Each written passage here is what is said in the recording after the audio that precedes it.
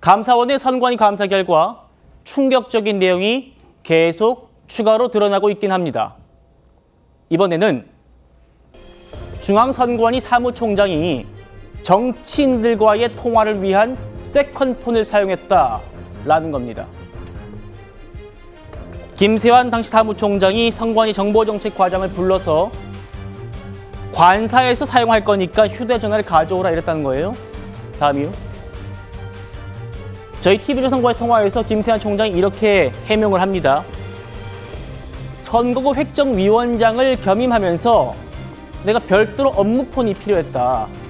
선거구 논의를 한 것일 뿐 다른 대화를 한 건 아니다.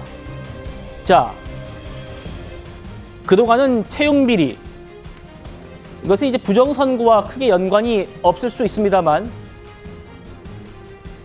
선관위 사무총장이 정치권과 세컨폰을 통화했다. 이 얘기는 좀 다른 얘기죠. 주진우 의원은 이게 처벌 대상이라고 지적합니다.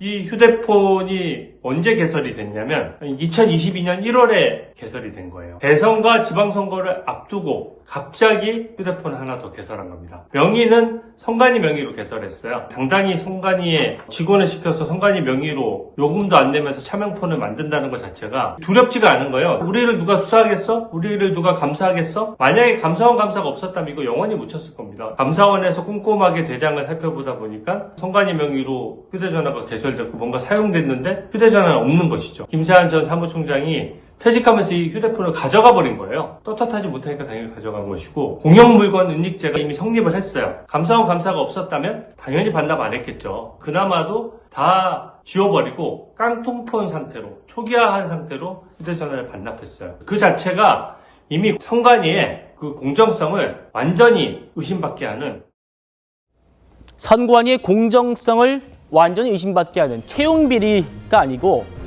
본업인 선관위 존재 이유인 선거와 관련해서 공정성을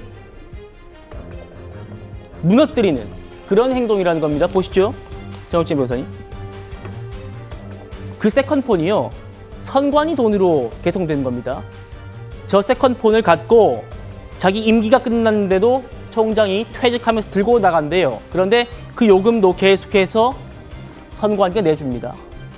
이게 감사원에 적발이 되니까 누구와 통화했는지, 어떤 메시지를 주고받았는지 그 데이터가 있을 거 아닙니까? 그 데이터를 다 지우고 복구 불능 상태로 만들어 온 다음에 감사원에 제출했다는 겁니다. 어떻게 보십니까? 글쎄요, 저 사람은 핸드폰이 3개 있었다는 이야기 아니겠습니까? 일단 개인 폰 하나 있었을 거고요. 그 다음에 당연히 이제 공직자, 고위 공직자 되면 회사에서 그 국가에서 업무폰 하나 주잖아요. 그 정당한 업무폰 하나 있었을 거고, 거기에다가 추가적으로 업무폰, 세컨드 업무폰이 있었다는 이야기 아니겠습니까? 그러면 제가 핸드폰 2개까지 들고 다니는 사람들은 몇 명 봤어도 3개 들고 다니는 사람은요, 사기꾼 말고는 본 적이 없어요. 그런데 어떻게 3개를 들고 있었나? 그런데 왜 반납을 안 했습니까? 제가 봤을 때 정당한 업무폰은 퇴직했을 때 반납했을 것 같고요. 왜냐하면 당연히 달라고 했을 테니까. 그런데 저 세컨폰은 반납하지 않고 계속 있었습니다. 왜 반납을 안 했을까요? 제가 봤을 때는요, 저 세컨폰 가지고 계속 무슨 통화나 뭔가가 이루어졌던 것이 아닌가? 그런 것이 있으니까 반납을 안 했지, 필요 없으면 반납을 하든지 버렸든지 그렇게 하지 않았겠습니까? 그 다음에 결국은 이제 드러났어요. 저게 어떻게 드러났느냐?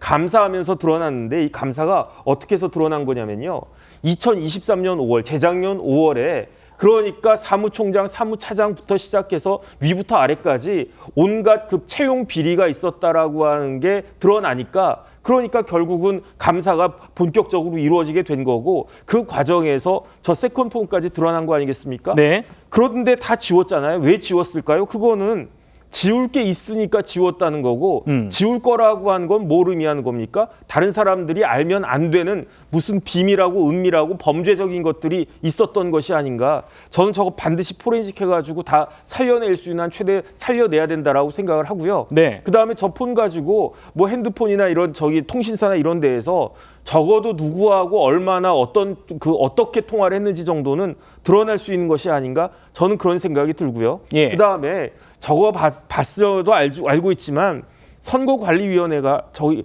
인사 관련해서는요 범죄예요, 범죄. 왜냐하면 저 김세환 사무총장은 저 뭐 그 조금 전에 주진우 의원이 무슨 뭐 은닉죄 이런 거 이야기를 했지만 네. 이미 김세환 사무총장은 지금 재판받고 있습니다. 작년 12월 3일에 기소가 됐는데 네. 어떤 혐의냐면 직권남용죄, 청탁금지법 위반죄, 그리고 국가공무원법 위반죄인데 그런데 구속영장이 청구가 됐었어요. 11월 20일에. 그런데 그 구속영장도 기각이 됐었습니다. 그 다음에 저 김세환뿐만 아니고 선관위 사무차장 출신이 있어요. 송봉섭 씨라고. 그렇죠. 그 사람에 대해서도 구속영장이 청구가 됐는데 희한하게 선관위만 들어가면 법원이 구속영장 다 기각합니다. 기각해요. 그러니까 다 저런 사람들이요. 대한민국에서 용서받지 못할 범죄가 3개가 있거든요. 첫 번째가 입시 비리, 두 번째가 병역 비리, 세 번째가 취업 비리인데 희한하게 선관위 취업 비리에 대해서만은 그 법원이 구속영장을 다 기각해 줍니다. 그러니까 이런 것들을 갖다가 봤을 때 그렇다고 해서 선거관리위원회가 자기 일을 똑바로 했습니까? 우리가 아직도 기억하는 게 무슨 선거 있었습니까? 소쿠리 선거가 있었잖아요. 그럼에도 불구하고 판사 출신의 헌법재판관들은 감사원 감사를 절대로 하면 안 된다. 지금 이러고 있는 모양이니까 네. 도대체 이 나라가 어디로 가고 있는 것인지 참 황당하다는 생각까지 듭니다.